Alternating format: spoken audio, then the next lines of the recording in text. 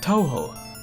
Nowadays, it's such a broad term, and even if you have never even played a single game in the series, I'm sure you recognize a few characters, seen a bunch of memes, and thought, what the hell?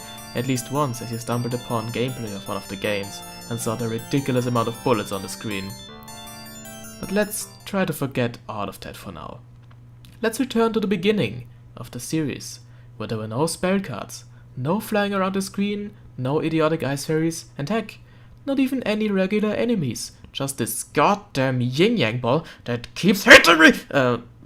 Never mind. Welcome to Touhou, highly responsive to prayer for the PC 98. First of all, many of you will be wondering, what the heck is a PC 98? And your confusion is very much justified. The PC 98 is a line of Japanese computers made by NEC from 1982 all the way until the year 2000. But for our purposes, it's just the system the first 5 Touhou games were released on. The story, or lack thereof, tells the tale of Reiwu Hakurai, the shrine maiden of the Hakurai Shrine, on her quest to punish whoever it was that wrecked her shrine. I'll tell more about how the story progresses once we talk about the stages. Before we can start hopping into the stages, however, let's talk about how to actually play the game. Keep in mind that I'm basing the control scheme off of the keyboard controls, even though I'm personally using a controller. So, to move left and right, you obviously press the left and right arrow keys. Bit of a no-brainer there. To shoot your Ofuda, or your prayer cards, you press the Z key. With X, you can swing your Go High, or Purification Rod. The escape key serves as your pause button. There are 4 difficulty settings which will persist for every upcoming game: easy, normal, hard and lunatic. For the purposes of my retrospective, I will be going by the lowest effort that grants me a good ending, as to relieve the stress of too many failed recordings. The game is 20 stages long, and each 5th stage will house a boss battle. After the 5th stage we have a choice between 2 pathways, but I'll explain that later. The goal of every stage that isn't a boss fight is to use your yin-yang ball to flip every card on the screen, so it's a glorified version of Akinator. You can use your Ofuda cards and your Go High to manipulate the movement of the ball, and while this is tricky and takes some time to get used to, it's not all too bad. But be careful, if you get hit by your ball without reflecting it with your rod, you will lose a life. Same goes for being hit by a bullet or any other projectile. Although you can reflect small bullets by swinging your Go High. You have another trick up your sleeve though. Bombs. To activate a bomb, either press left and right and Z simultaneously, or tap Z and X simultaneously twice. Bombs will clear all bullets from the screen, hit a good chunk of cards, and if you're on your last life, it will deal 2 points of damage to bosses. Every time you lose a life, another bomb will be added to your stock, with a maximum of 5. There are also a few special moves you can perform, but I never found a good spot to utilize most of them. Nevertheless, if you press the X button while moving left or right, you can perform a slide, which is my preferred way of hitting the ball. If you hit X again while sliding, you can do a power slide, which propels the ball further. A flip kick can be performed by pressing X just as soon as the slide ends, with a total of 3 per slide. Lastly, you can do a rapid fire multi-shot by letting go of a direction while sliding and pressing Z. To gain extra lives, you need to earn points. Points can be earned by picking up point items, clearing stages, hitting bosses and hitting cards. With the cards you gain more bonuses if your ball doesn't hit the floor. And if you collect point items without letting any fall off screen, you gain bigger bonuses from those as well. Every 400,000 points you will be awarded with a new extra life, being able to have 6 at most. One more thing to keep in mind is the time limit that each stage has. Once it reaches 0, bullets start randomly falling from the top of the screen, and new time will be added to the timer once you lose a life. Anyways, enough explaining the basics, let's launch right into the stages. The first set of stages take all place at the Hakurai Shrine. Now, stage 1 really isn't anything special, it's mostly just there to get you used to the controls and stuff. Although there are these warp pads on each side of the card clump that will teleport your ball to the other one. Stage 2 spreads the cards out more, and there are 2 solid blocks in the center area which may influence your ball bounces some. Stage 3 has more spread out cards, a teleporter that spits the ball right back out at higher speed, and the same solid blocks in the center. Hitting the cards next to the teleporter may be tricky, but nothing too bad yet. Stage 4 has another basic card layout with solid blocks at the sides and a bouncy platform in the middle. Once again, nothing too bad.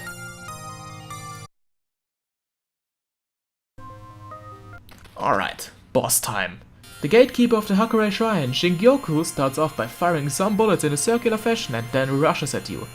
After doing some damage, it transforms into one of two forms. The woman form will fire bullets that sort of home into your general direction, or in a cross pattern. For the homing shots, keep in mind that swinging your rod can deflect bullets. The man form will create bullets that when fired home in on your position that you had when it started firing. For all bosses, keep in mind that you have to damage them with your ball. Your cards will not work.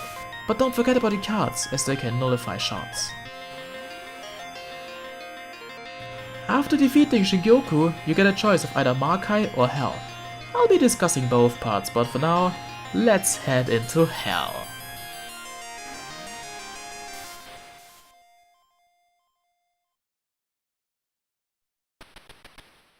Welcome to Hokura, the Shrine of Hell. Stage 6 introduces cards that have to be flipped more than once and turrets that fire bullets at you. Side note, these don't fire on easy mode. Stage 7 also has turrets and a bouncy platform. Be careful hitting the cards below the platform, as the ball likes to gain massive speeds below the bouncy platform. Stage 8 houses 4 turrets in the center and cards in all edges. Hitting those may prove to be a challenge, mostly due to the ball being unresponsive at times. Stage 9 has a huge chunk of cards in the middle, surrounded by bouncy platforms and 2 teleporters in the upper corners. Once again, the corners are probably gonna be your main concern. The evil spirit Mima is our next obstacle, and she can easily catch you off guard if you're unprepared. The main thing to watch out for are her arrows, which cannot be destroyed or deflected at all. She likes to teleport around the arena, shooting more complex than Marco patterns at you. After a certain point, she will fire non-lethal lasers at the ground, which cause fire to rise from those spots. Watch your feet, and if you feel cornered by the bullets or arrows, don't be afraid to fire off a bomb. Oh yeah, lasers are also a thing you need to be wary of.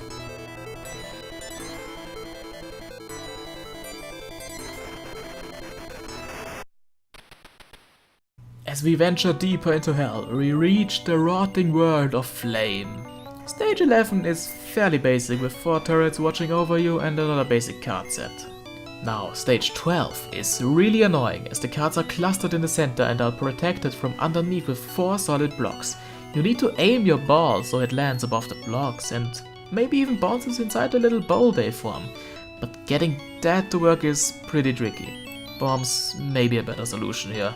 Stage 13 is pretty interesting, as a bouncy platform separates the bottom and the top section of the screen, with a teleporter allowing the ball to go to the top section. In there, it will probably go crazy, and if it hits a teleporter again, you need to watch out of it speeding around in your area. Stage 14 has 2 card clusters with teleporters in the middle of them, so snatching cards in the center may be a bit tricky, but it's nothing we shouldn't be able to handle by now.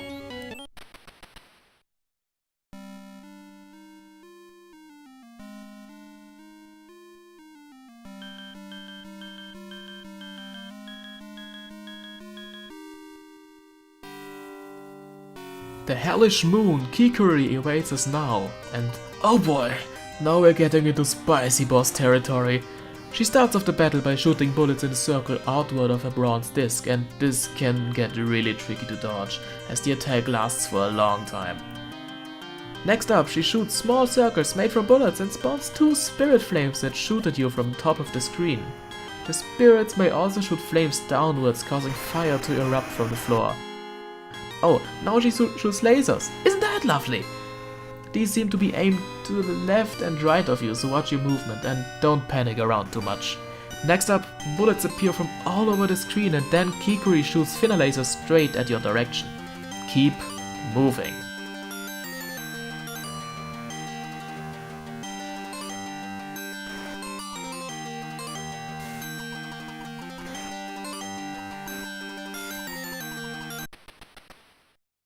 Almost at the end, here we are in the silent temple of hell. Stage 16 gives us a weird card pattern, but it's nothing to worry about. Stage 17 gives us another annoying bowl type layout, and you all know already how much I love those. Yeah, just bomb it to be honest. Stage 18. My god, this can get annoying. You see, the cards are all located on the left side of the screen, with it being separated by a bouncy wall in the middle. The right side is just there to annoy you, and it's a real pain getting the ball out of there into the left side.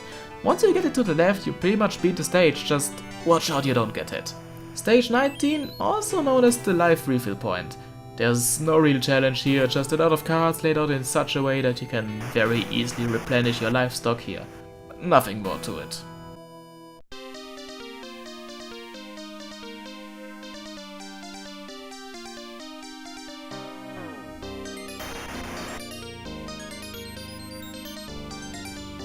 The Astral Knight Conqueror is the final boss of the Hell Road, and it's a pretty average fight difficulty wise. She starts off by shooting energy at the floor, which lingers for a while, so don't get trapped in the corner. Afterwards, she shoots some basic bullet patterns. A laser emerges from her sword, grazing at the wall and ceiling, causing bullets to break off from there. Next up, several lasers accompanied by bullets shoot off from her sword, so keep your eye out on an opening to escape. She's gonna slash her sword around, causing bullets shaped like arrows to spawn. You can easily deflect those, so don't worry too much. There are some more basic bullet patterns she can do, but nothing to lose your head over.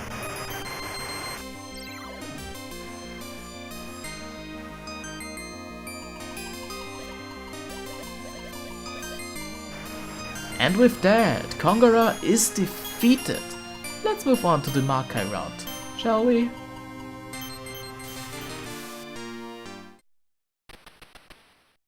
We are now standing at the gates to Makai. Stage 6 is pretty straightforward, having cards that need to be flipped more than once. Stage 7, once again, nothing too exciting happening, just your basic card flipping. Stage 8 could be a bit annoying as there are cards between solid blocks, and the teleporters at the sides of the screen can make the boss sort of unpredictable.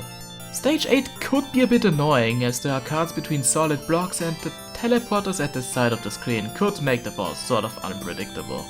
Stage 9 is also pretty basic, not really anything else I can say about it. Evil Eye's Yugen Magan is by far the hardest boss in the entire game.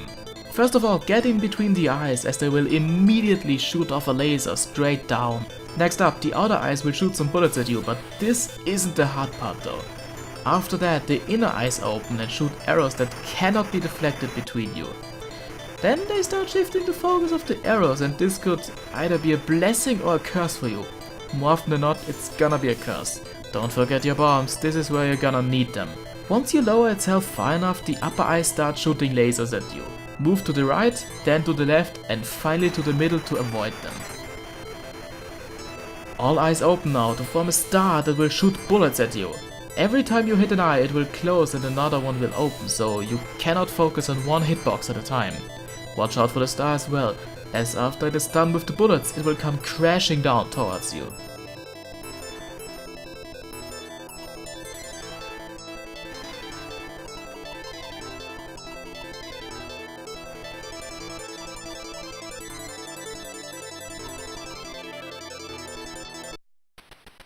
The ruins of Vina are our next destination.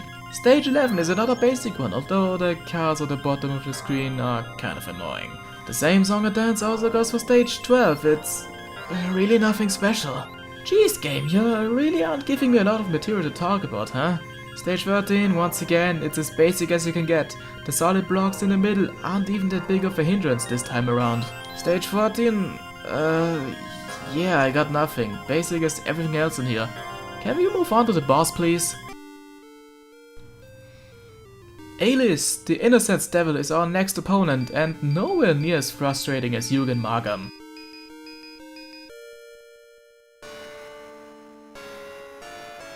She will start the fight by shooting lasers at you, try to find a safe spot. She will teleport around a lot, so try to hunt her down as best as you can while avoiding the bullet rings she creates. Be careful to not stand under her when she teleports, as she may shoot arrows you cannot deflect. Once in the next phase, she will fire off a burst of bullets you can easily reflect with your rod and ball. She will turn into a bat flying around and shooting bullets aimed at you. I'm not sure, but it feels like her hitbox is smaller in this form, but you can still hit her. Next up, lasers, because those are always nice.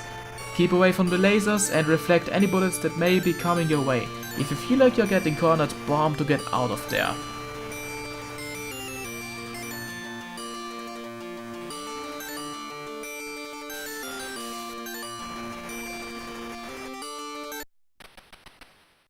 Phew, almost at the end. The Fallen Temple is our last destination in Makai.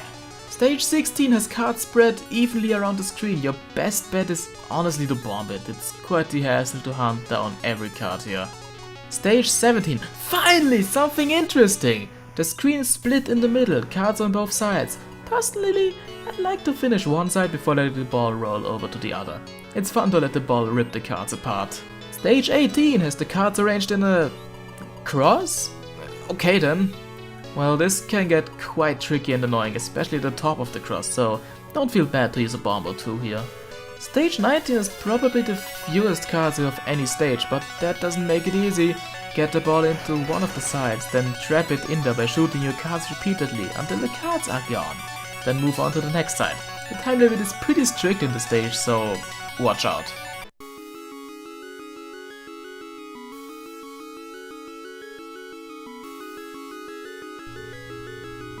Zariel, the Angel of Death, is the final boss of the Makai route. Watch out, she will fire a barrage of lasers in random directions, find a safe spot and fast. Next up, 2 pinwheels will trap you in a bullet line, just move along with it and you should be fine. A star will spawn some bats that will fire bullets into your direction. This can be tricky if you aren't expecting it, so bomb if necessary. In her next phase, 2 balls at the side will constantly shoot bullets in a circle, so keep an eye out. Zariel will shoot a bullet that causes little explosions to happen, so stay away from those. And don't get trapped by the explosions. She can also just shoot some regular bullets your way. Next phase, and oh goody, more lasers. These don't come out as fast, so it should be easier to dodge them. She's gonna do it again though, this time with bullets mixed in. A quick bullet barrage with lasers will emerge from her chest, so be prepared to reflect some bullets. In her last phase, bats will rise from the ground, shooting bullets everywhere.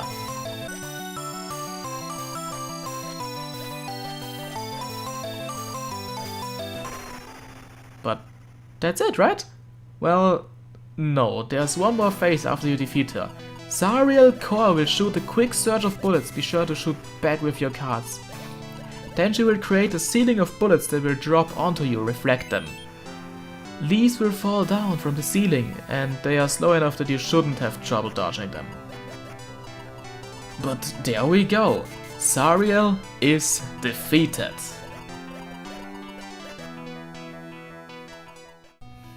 Before we move on to the endings, let's discuss good and bad endings. I will not be covering what happens in the bad endings, as it's mostly something along the lines of I have to train more and try harder. Nothing too exciting. Good endings can be achieved by beating the game without using a continue.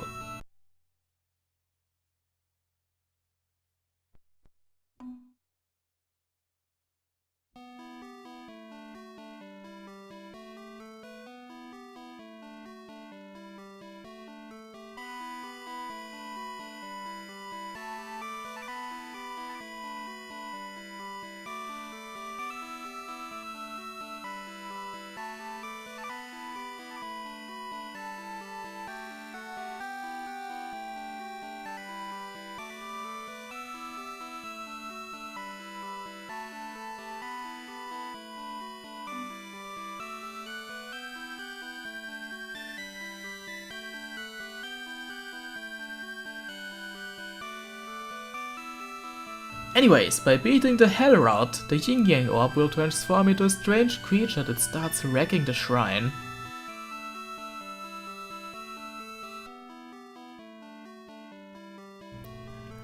Meanwhile, by beating the Makai route, it will turn into a tiny wish-granting fairy.